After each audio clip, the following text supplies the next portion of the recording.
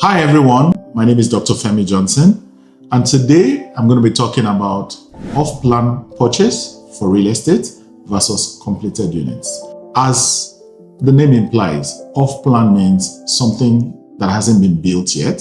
So you have a plan, an architectural design, and you're buying off of that plan. Someone has done like a three-dimensional 3D design, and you've seen it and you like it and you're buying. So people buy off-plan, and it has its merits and demerits, and then people also buy fully completed properties, right? If you're buying a fully completed property, then it's easier to get a mortgage for that. Mortgage lenders typically prefer properties that are fully completed or nearly fully completed. So when you're near completion, say between 85–90% complete, some can push as low as 70% complete. They want to see the building standing already. They want to see the roof on it and all of that. And then you can now be doing the internals. Mortgage banks or mortgage lenders prefer that because the risk is lower. For off-plan, however, there's a lot of risk, right? There can be collapse during construction. There can be the government coming to say it wasn't properly authorized.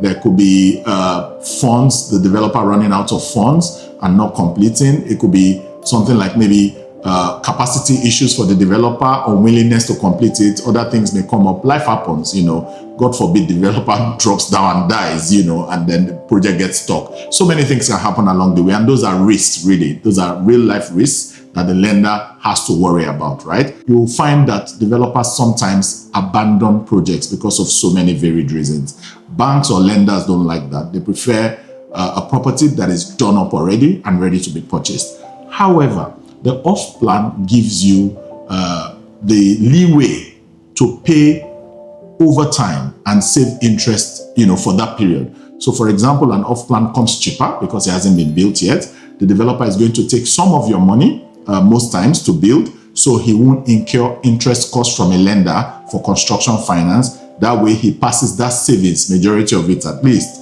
to you, the buyer, right? And then he can tell you to pay over the construction period. So if he's going to construct, say, over 24 months, he's going to tell you to pay over 24 months. So that way you're paying bit by bit at a pace without having to pay everything at once. So that looks nice for people that are buying. First, they can pace their payment. Second, the price is usually lower by far than for a completed one, and people prefer that. But then, like I've said, a lot of things can go wrong. Lenders don't like that. Some buyers also don't like that, and they just want, this is the house, I've seen the finishing, the quality is nice and all of that. Remember, if you purchase before the person builds, you are going to be relying on the integrity and expertise of the person that is building. Because then what stops him, after you've paid him, to build something shoddy, something, with low standard and low quality and all of that? It's your house already, there's little or nothing you can do about it at that time, So people prefer to see something that is finished already.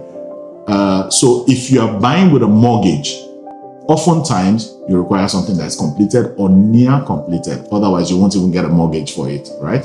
So I'd say in a nutshell, both of them have advantages and disadvantages. They have pros and cons. However, if you are going to borrow to buy, then a completed or near completed unit is better than an off-plan unit that you're just buying from the plans or from the 3D that you're looking at. So in a nutshell, that's really the big difference between buying off-plan and buying a fully completed property. I hope this was valuable to you. Thank you for being with me here today, and I look forward to seeing you again next time.